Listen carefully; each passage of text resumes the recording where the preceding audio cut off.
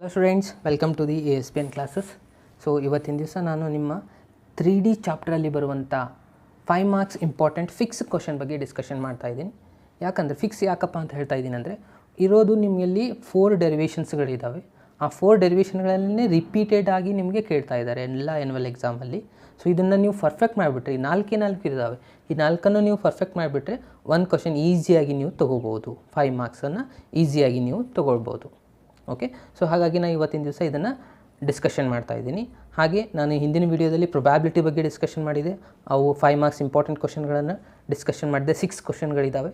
ಆ ಎಲ್ಲ ಕ್ವಶನ್ಗಳನ್ನು ನೀವು ನೋಡಬೇಕು. ಇನ್ನೂ ನೋಡಿಲ್ಲ ಅಂತಂದರೆ ನಾನು ಡಿಸ್ಕ್ರಿಪ್ಷನಲ್ಲಿ ಕೊಟ್ಟಿದ್ದೀನಿ, ಆ ಲಿಂಕ್ ಮೂಲಕ ನೀವು ಅದನ್ನು ವೀಡಿಯೋನ ನೋಡ್ಬೋದು. ಓಕೆ, ಸೊ ಇವಾಗ ನಾವು 3 ಡೈಮೆನ್ಷನಲ್ ಜೊಮೆಟ್ರಿಯಲ್ಲಿ ಬರುವಂಥ 5 ಮಾರ್ಕ್ಸ್ ಇಂಪಾರ್ಟೆಂಟ್ ಡೆರಿವೇಷನ್ ಬಗ್ಗೆ ಡಿಸ್ಕಷನ್ ಮಾಡೋಣ. Okay, so let us start. Okay students, ಇವಾಗ ನಾವು ಫಸ್ಟ್ ಡೆರಿವೇಷನ್ನ ಸಾಲ್ವ್ ಮಾಡುವ. ಸೊ ಏನಿದೆ ನೋಡಿ, ಫಸ್ಟ್ ಡೆರಿವೇಷನ್ ಭಾಳ ಸಿಂಪಲ್ ಇದೆ. ಏನಿದೆ, derive an equation of a line through a given point and parallel to a given vector B ಅಂತಿದೆ. ಕರೆಕ್ಟಾ? ಸೊ ಈ ಕ್ವಶನ್ ಯಾಕೆ ಇಂಪಾರ್ಟೆಂಟ್ ಆಗುತ್ತಪ್ಪ ಅಂತಂದರೆ, ಮಾರ್ಚ್ 15 ಮತ್ತು ಸಪ್ಲಿಮೆಂಟ್ರಿ ಎಕ್ಸಾಮ್ 14 ಮತ್ತು ಮಾರ್ಚ್ 19 ಮತ್ತು ಮಾರ್ಚ್ 20ಯಲ್ಲಿ ಈ ಥರ ಎಕ್ಸಾಂಪಲ್ನ ಎನ್ಯುವಲ್ ಎಕ್ಸಾಮಲ್ಲಿ ಕೇಳಿದ್ದಾರೆ. ಇದು ಹಾಗೆ ಸಪ್ಲಿಮೆಂಟ್ರಿ ಎಕ್ಸಾಮಲ್ಲೂ ಕೂಡ ಕೇಳಿದ್ದಾರೆ.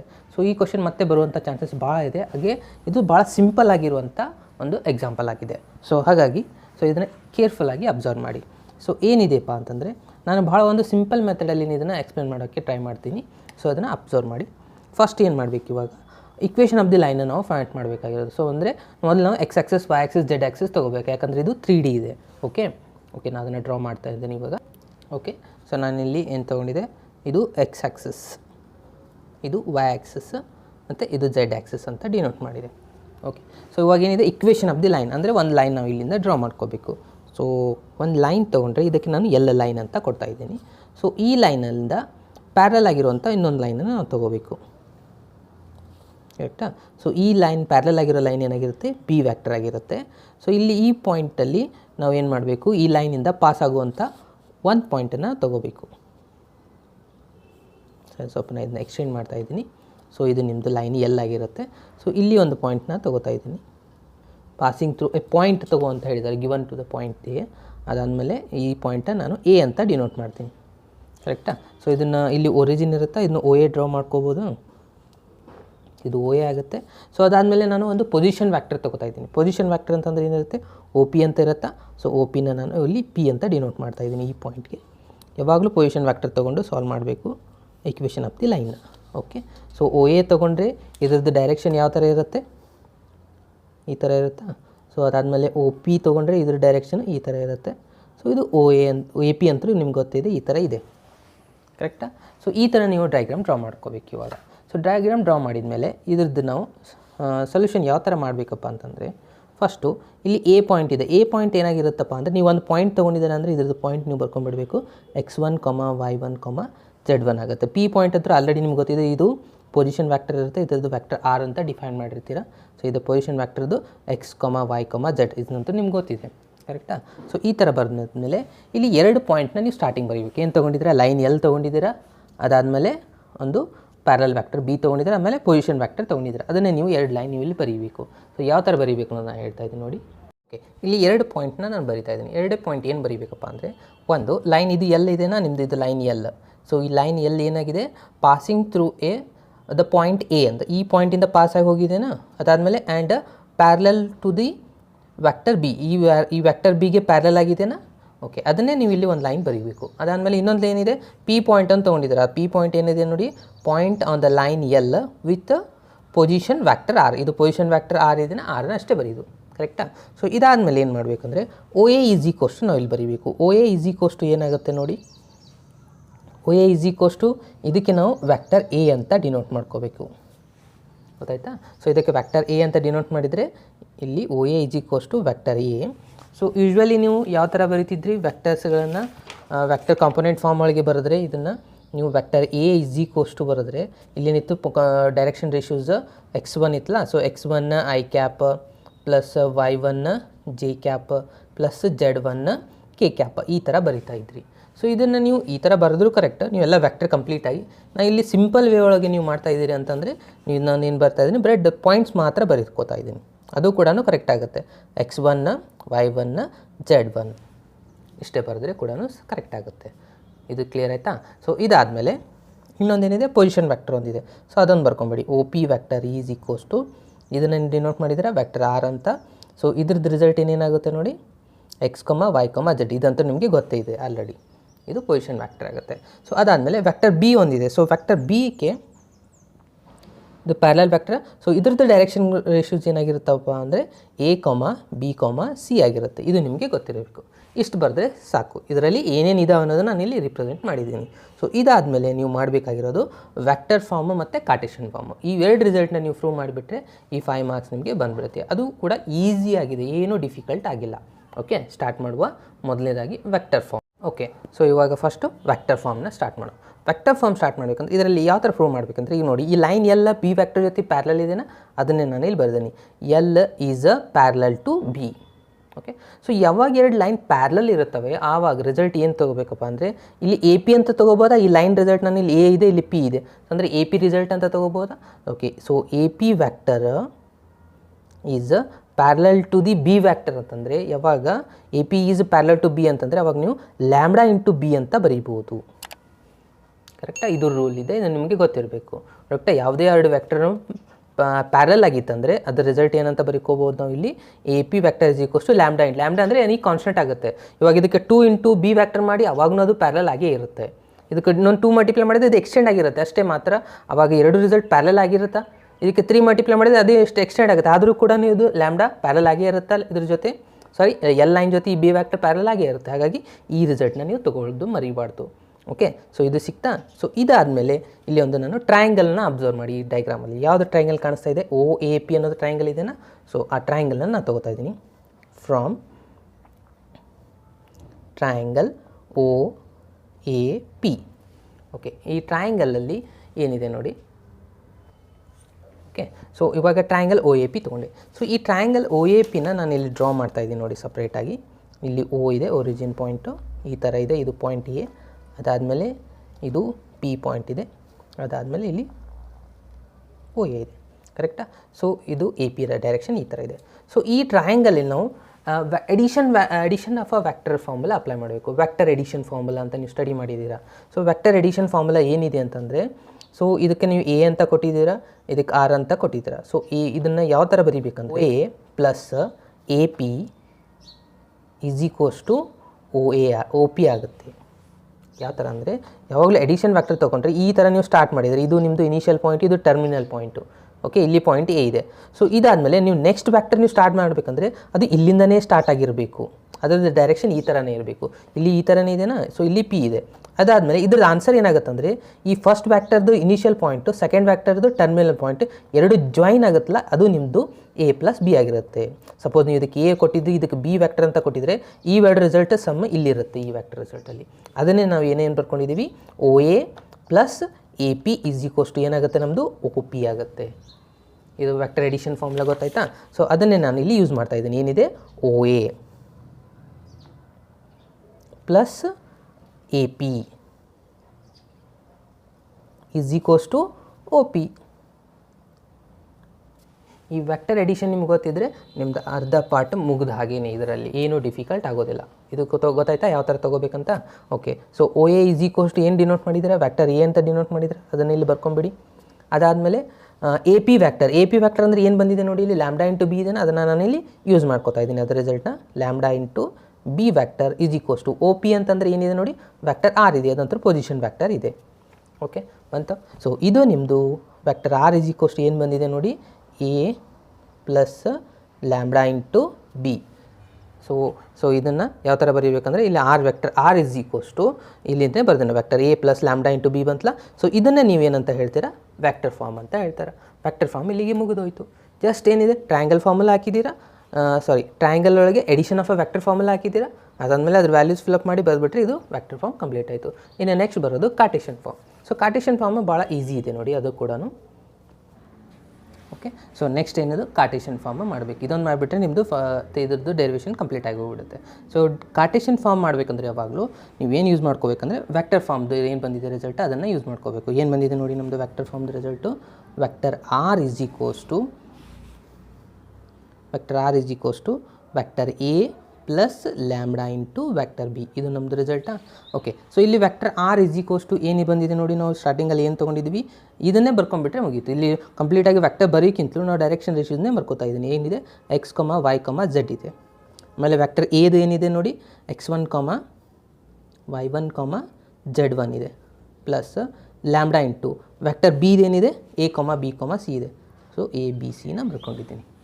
ಇದು ಅರ್ಥ ಆಯ್ತಾ? ಸೊ ಇವಾಗ ಇದನ್ನು ಪೂರ ಸಿಂಪ್ಲಿಫೈ ಮಾಡಿಕೊಂಡ್ರೆ ಎಕ್ಸ್ ವೈ ಝೆಡ್, ಓಕೆ, ಇದು x1 ಪ್ಲಸ್ ಲ್ಯಾಂಬ್ಡಾ ಅಂದರೆ ಇದನ್ನು ಆ್ಯಡ್ ಮಾಡ್ಬೋದಾ? ಮೊದಲು ಇಲ್ಲಿ ಮಲ್ಟಿಪ್ಲೈ ಮಾಡ್ಕೋಬೇಕು, ಲ್ಯಾಂಬ್ಡಾ ಇಂಟು ಎ ಆಗುತ್ತೆ.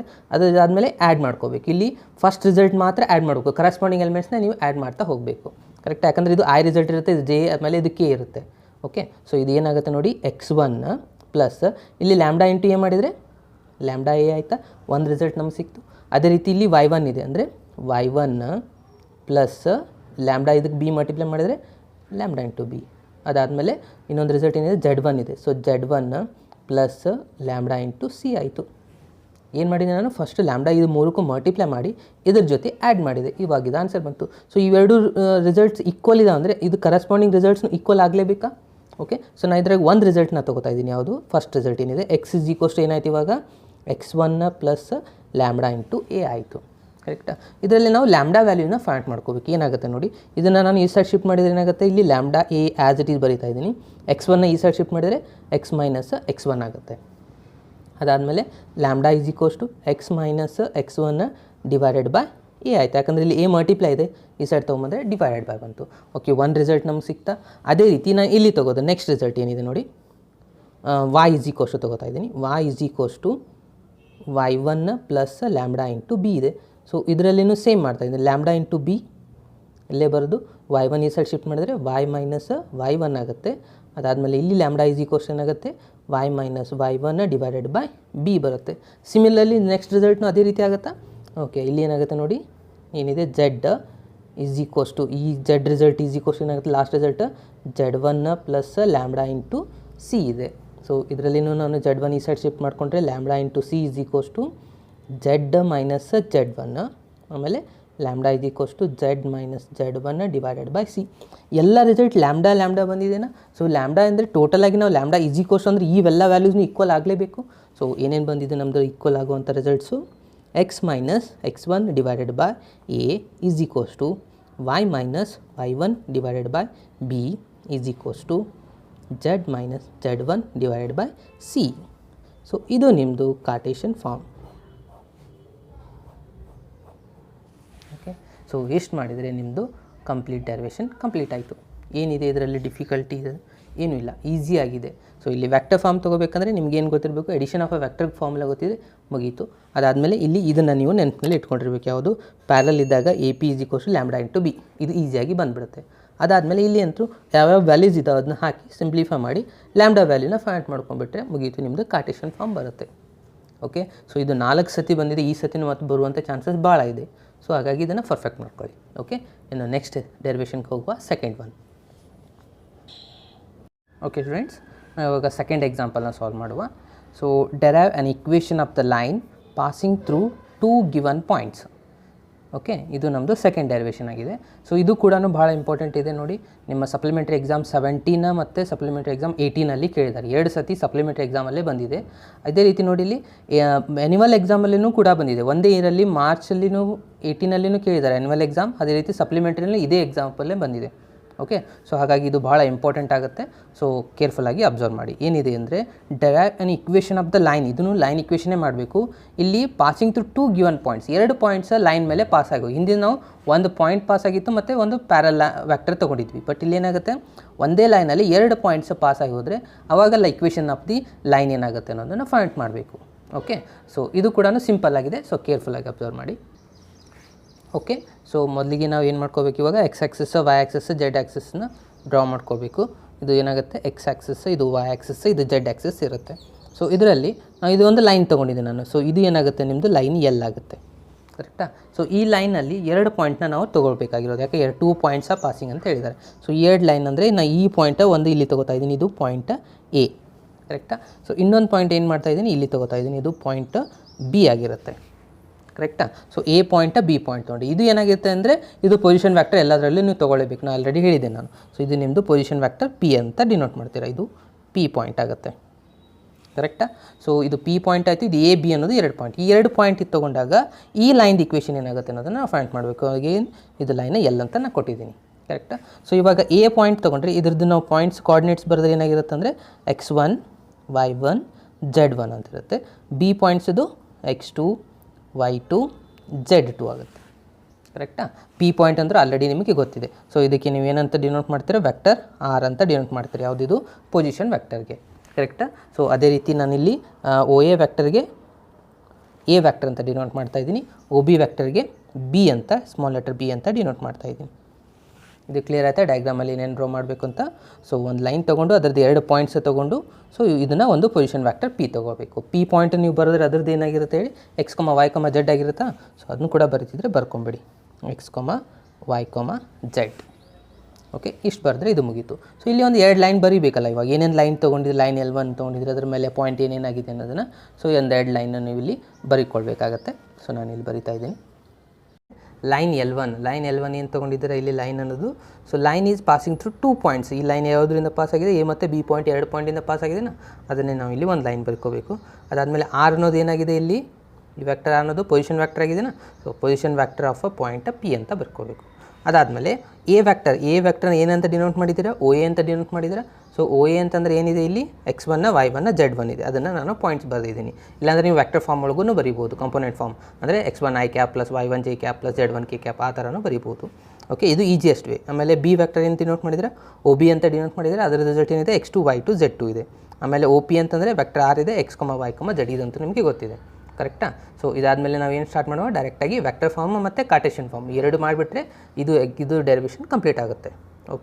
ಓಕೆ, ಸೊ ನಾವು ಇವಾಗ ವ್ಯಾಕ್ಟರ್ ಫಾರ್ಮ್ನ ಮಾಡಬೇಕು. ಸೊ ವ್ಯಾಕ್ಟರ್ ಫಾರ್ಮ್ ಮಾಡಬೇಕಂದ್ರೆ ಮೊದಲಿಗೆ ನಾವು ಇದನ್ನು ನೋಡಿ, ಇಲ್ಲಿ ಒರಿಜಿನ್ ಇರುತ್ತಾ ನಮ್ಮದು, ನಾವು ಇಲ್ಲಿ ಏನು ಡಿನೋಟ್ ಮಾಡಿದ್ದೀವಿ, ಒ ಎ ವ್ಯಾಕ್ಟರ್ ಡಿನೋಟ್ ಮಾಡಿದ್ದೀವಿ ಅಂದರೆ ಇದರ ಡೈರೆಕ್ಷನ್ ಯಾವ ಥರ ಇರುತ್ತೆ, ಈ ಥರ ಇರುತ್ತೆ, ಇದು ನಿಮಗೆ ಗೊತ್ತಿರಬೇಕು. ಅದಾದಮೇಲೆ ಒ ಪಿ ಮಾಡಿದ್ದೀವಿ ಅಂದರೆ ಇದು ಈ ಥರ ಇರುತ್ತೆ. ಅದಾದಮೇಲೆ ಒ ಬಿನೂ ಮಾಡಿದ್ದೀವಿ ಅಂದರೆ ಇದು ಈ ಥರ ಇರುತ್ತೆ. ಇದಂತೂ ನಿಮ್ಗೆ ಗೊತ್ತಿದೆ, ಡೈರೆಕ್ಷನ್ ಈ ಥರ ಇದೆ, ಇದು ಅನ್ನೋದು ನಿಮ್ಮದು ರಿಸಲ್ಟ್ ಆಗಿರುತ್ತೆ. ಓಕೆ, ಸೊ ಇದರಲ್ಲಿ ನಾವು ಇವಾಗ ವೆಕ್ಟರ್ ಫಾರ್ಮ್ನ ಸಾಲ್ವ್ ಮಾಡಬೇಕಂದ್ರೆ ಇಲ್ಲಿ ಎರಡು ಟ್ರಯಾಂಗಲ್ನ ನೀವು ತೊಗೋಬೇಕು. ಯಾವುದಂದರೆ ಫಸ್ಟ್ ನೀವು ಟ್ರಯಾಂಗಲ್ ನೋಡಿ, ಅಬ್ಸರ್ವ್ ಮಾಡಿ, from the triangle O A P ಕಾಣ್ತಾ ಇದೆನಾ, ಒ A P.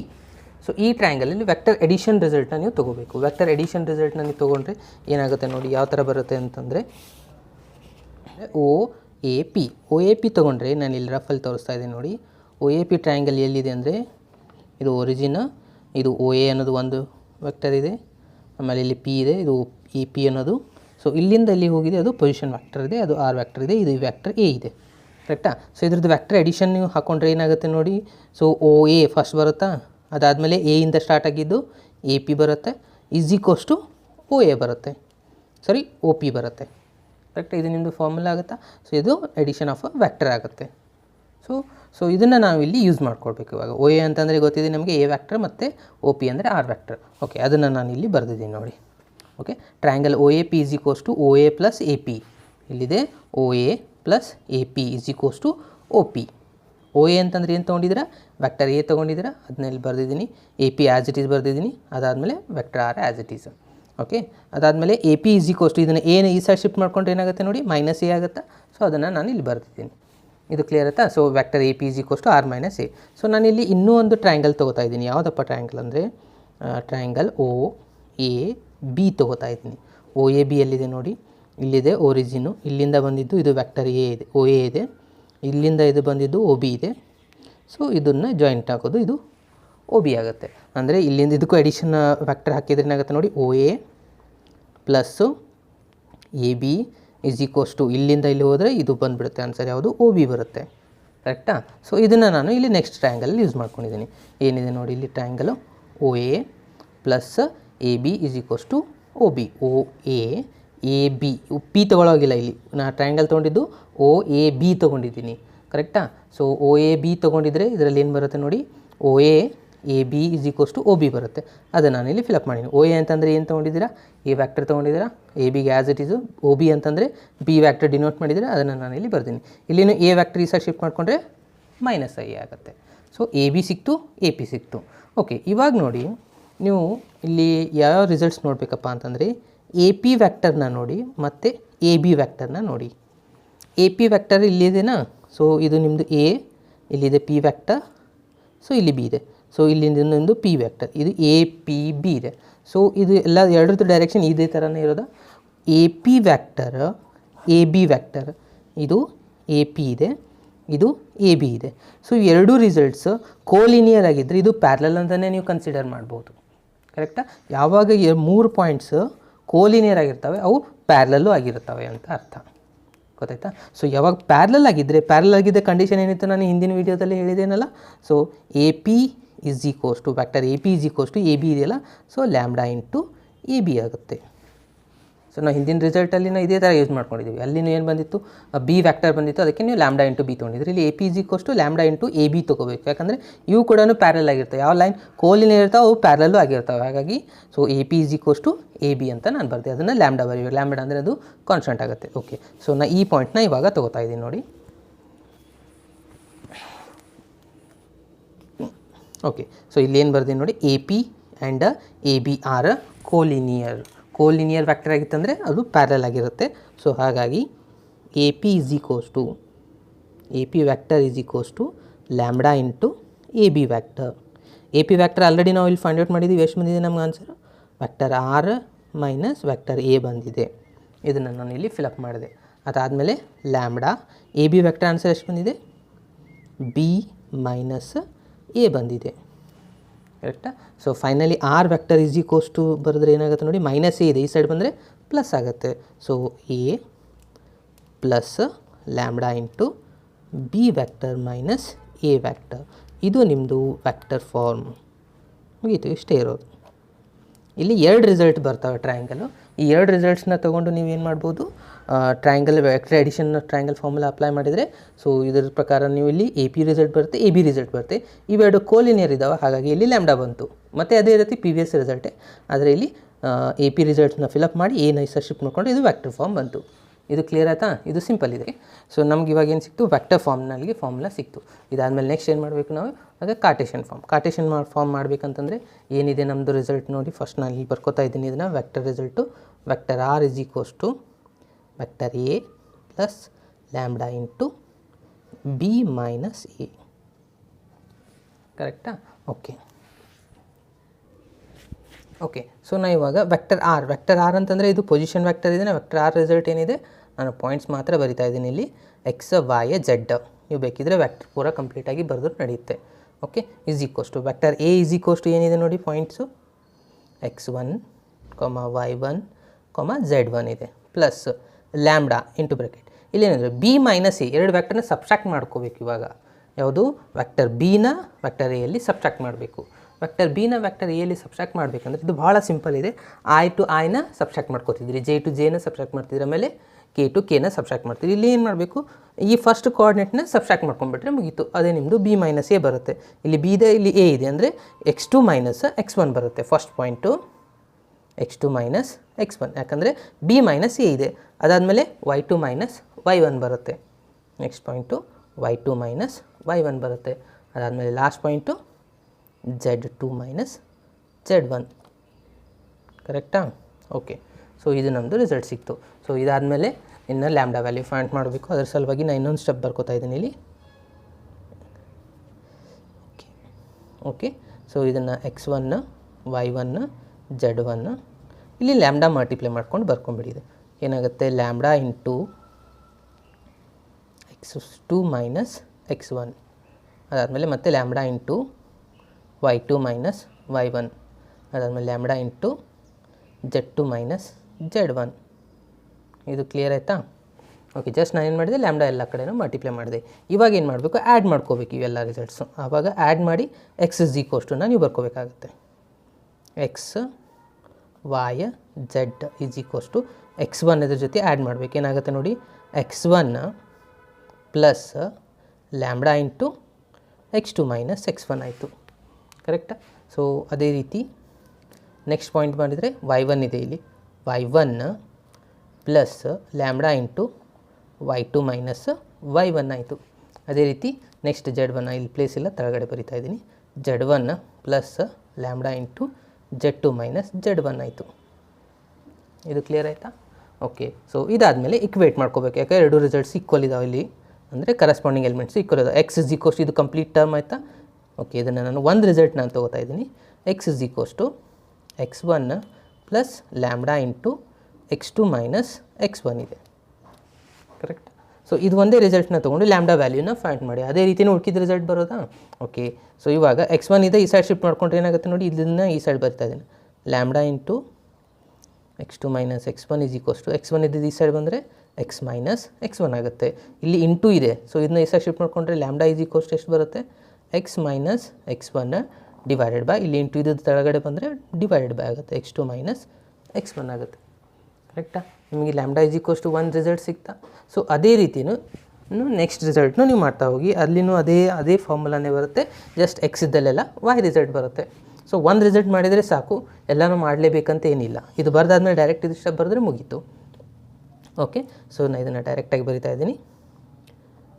y minus y1 divided by y2 minus y1 ಬರುತ್ತೆ.